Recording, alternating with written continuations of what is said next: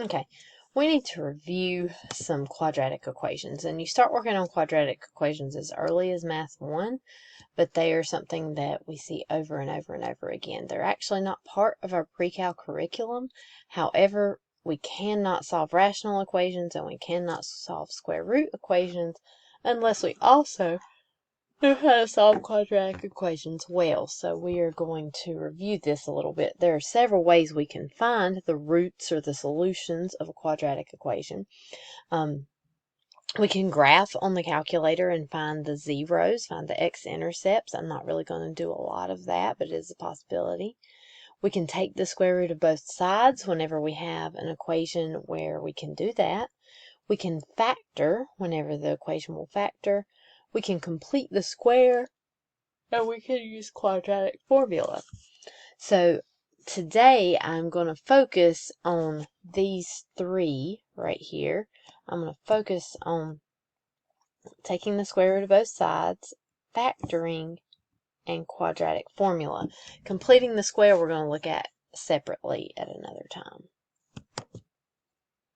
Okay, so whenever you're factoring, you're trying to break this equation back apart into multiplication so that you can use what we call a zero product property. And so in order for you to factor, whatever your equation is has to be equal to 0. So in this case, for example 1, we already have our equation equal to 0. And here we've got x squared minus 5x. Both of these terms have an x with them. So here I'm going to use a greatest common factor. So I'm going to pull an x out, and then I'm going to leave x minus 5 inside of the parentheses. So essentially what I'm doing there is I'm dividing out one of those x's right there out of each one, and I'm pulling those x's together out front. This is equivalent to x squared minus 5x because if we multiply this x back, then we will get what we started with here. So the zero product property tells us that anything times 0 equals 0. So in this case, if x is 0, then the whole equation will equal 0. And if this x minus 5 term is 0, then the whole equation will equal 0. So we're setting each factor equal to 0. So we got x equals 0. There's an answer right there. And then we also have x minus 5 equals 0. We could add 5 to both sides there, and x equals 5. Quadratics often have two answers, as we see right here. Okay. For example 2, we're going to have to factor a trinomial, and to factor this trinomial, what we want to do is we want to think about what we could multiply to get x squared, and of course really x times x is all that's really going to work there. We also want to think about what we can multiply to get that negative 14. So to get negative 14, we could use negative 7 times 2. We could use negative 14 times 1. We could switch where those negatives at if we wanted to. And so we are going to break this into two binomials here. And our first term in each binomial is going to be an x. And then we are going to choose one set of these to test. Now, whenever we just have an x and an x, we can look over here and see which one will add to give us this 5 right here. And negative 7 and 2 would give us negative 5. So instead of using negative 7 and 2, we probably need to use positive 7 and negative 2.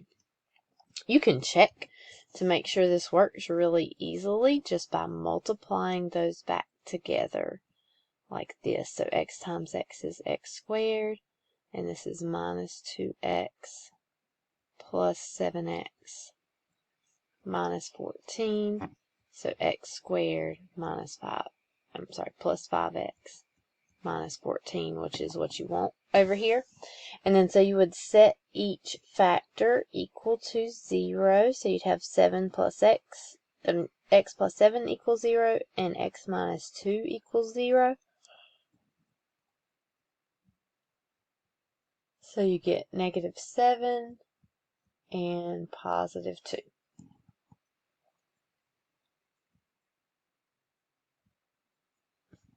Okay, this third example is the most difficult of the ones that we have here, and it is most difficult because we have a number in front of our x squared. It also is made slightly more difficult by the fact that it does not equal 0 at the very beginning. So, the first thing we need to do here is we need to move everything to one side. All the terms need to go to one side of this equation. So we're going to subtract our 7x and our 8 here. So we'll subtract 7x and subtract that 8. And so we get 2x squared minus 15x minus 8 equals 0. And so we're doing just like we did on the last problem, but it's going to be a little more difficult because of that 2 in front of our x squared. So to get 2x squared, we could multiply 2x and x. To get negative 8, we could multiply 2 and negative 4. We could multiply negative 1 and 8. We could also switch where the negatives are at there. So here, I know that I've got to have a 2x and an x whenever I factor this. And I am going to sort of guess and check what I'm going to use here. It's not as easy as it was on the last one. Up here I could see I needed to get a 5 in the middle, and I could just look at how these added together. But whenever I have a number in front of my x squared, it's not going to be quite as easy. So I'm just going to try the plus 2 minus 4 here to see if that works. And so if I check here, I would get, in here I'd get 2x, and here I'd get negative 8x. That's going to give me negative 6, which is not what I want here. So that does not work out.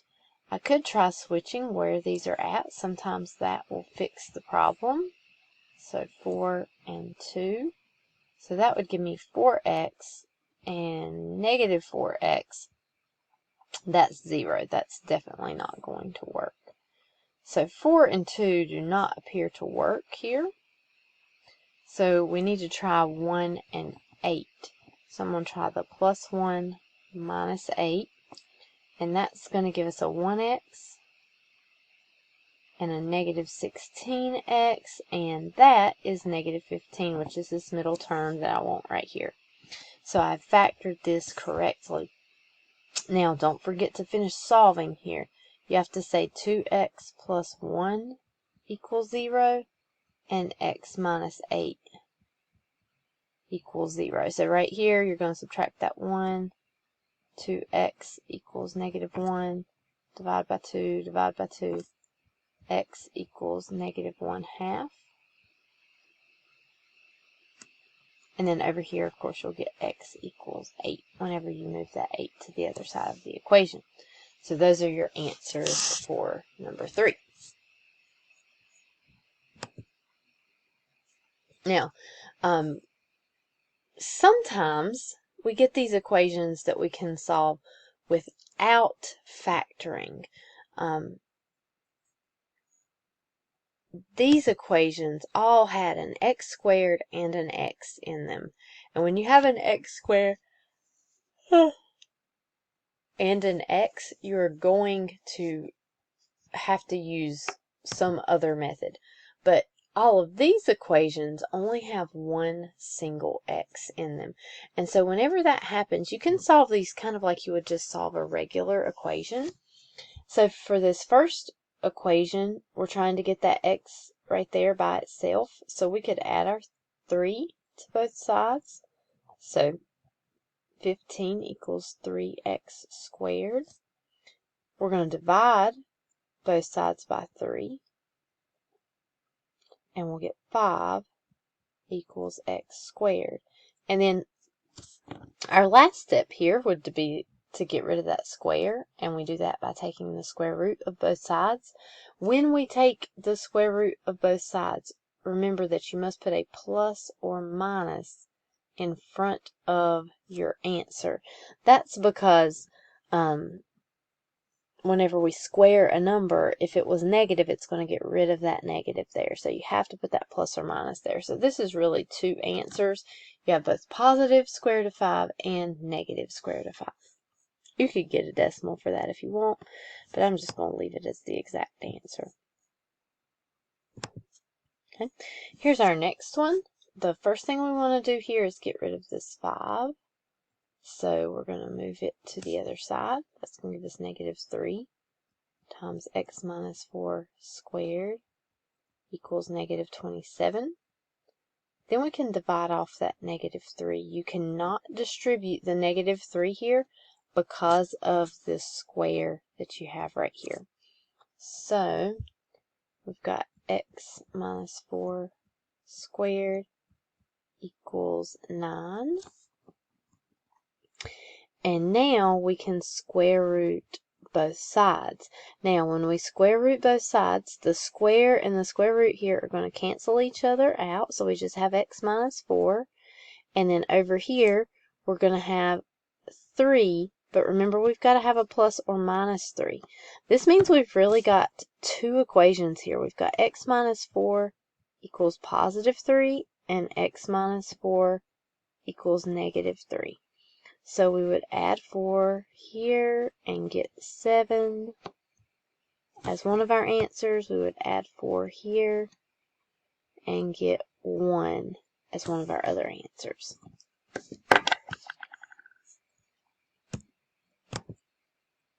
Okay, the last thing we're going to look at today is quadratic formula.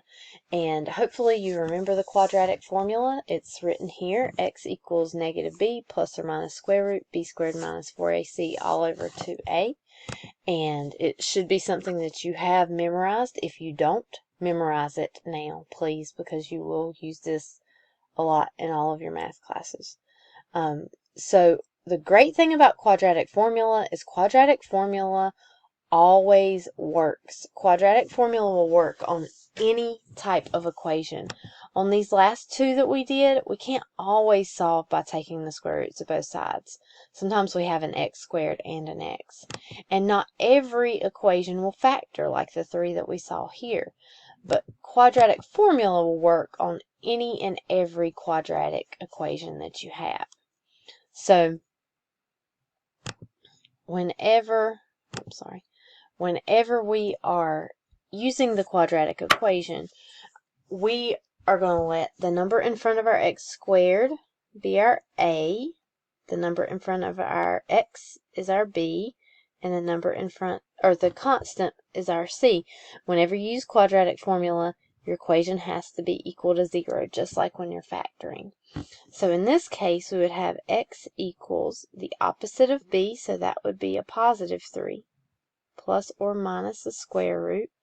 Now right here, I always just use a positive 3 right here, because when you square something, it's going to be positive anyway. Technically, it is negative 3 squared, but negative 3 squared is going to be a positive 9. Be careful with your calculator here, because sometimes you will type this in incorrectly, and if you don't put those parentheses, you'll get the wrong answer here. So 4 times 1 times 1 all over 2 times 1. And so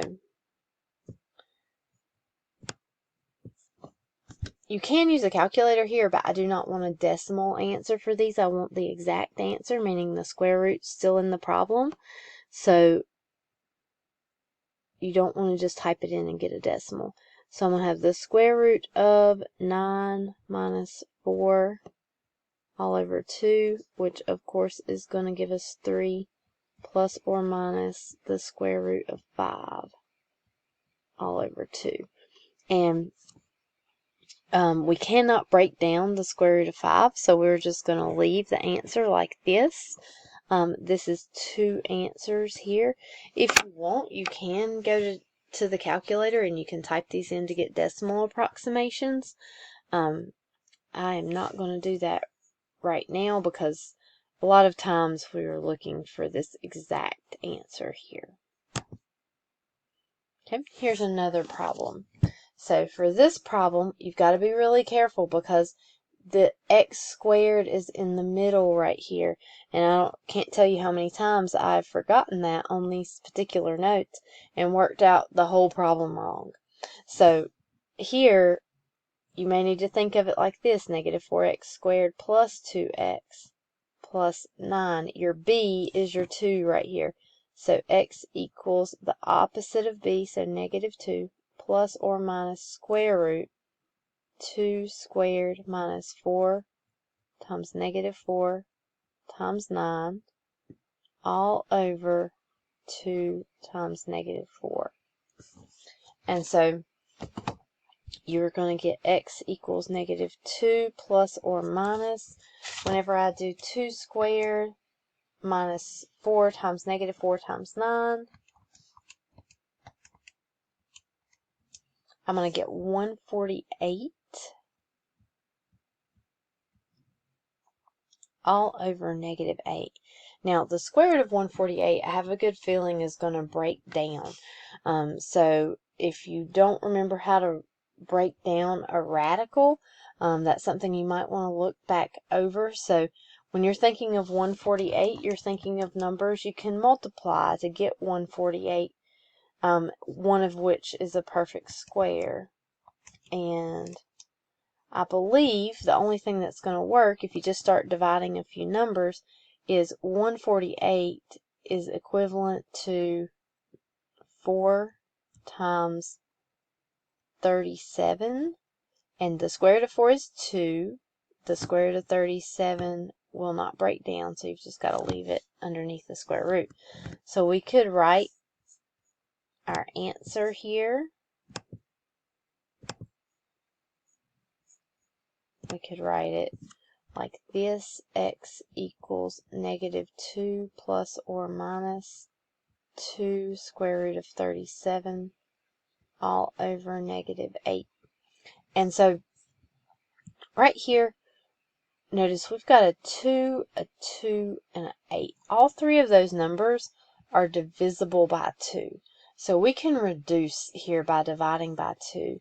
So we'll have x equals negative 1 plus or minus 1 times the square root of 37, but you don't have to write the 1 there, all over negative 4. So this is a possibility for an answer choice here. Now, there's also the possibility that instead of dividing by 2, they might divide by negative 2. So if you divided by negative 2, you would have x equals 1 plus or minus. You're going to get a negative 1 here, but because you've got that plus or minus right there, it really doesn't matter if it's positive or negative because both are included. So you just have square root of 37 all over positive 4. So either one of these could be the answer. If the question's multiple choice, I think you're probably more likely to see this one given as the answer. Okay, let's try one more thing here. The discriminant is the part of the quadratic formula that is under the square root. It is your b squared minus 4ac that we see right here. If the discriminant is positive, there are 2 real roots. That means that you've got 2 real numbers that are your answer. That doesn't necessarily mean that they are whole numbers. They are real numbers. So your answer could be 7 plus the square root of 5 all over 2. But they are real numbers. They are not imaginary. If the discriminant is negative, there are 2 imaginary roots. That means you have a negative under the square root, which turns into that I, so you will have imaginary roots. And if the discriminant is 0, there is 1 real root. So you will sometimes see questions that ask you to determine the nature of the roots. So they're really only asking you about whether there's one real, two real, or two imaginary roots. So here, if you're just looking for the nature of the roots, you can just look at b squared minus 4ac. So negative 4 squared minus 4 times 1 times 13 is going to give you 16 minus, I think that's 52, it is. And 16 minus 52 is going to be negative 36. And so since this is negative, we know we have two imaginary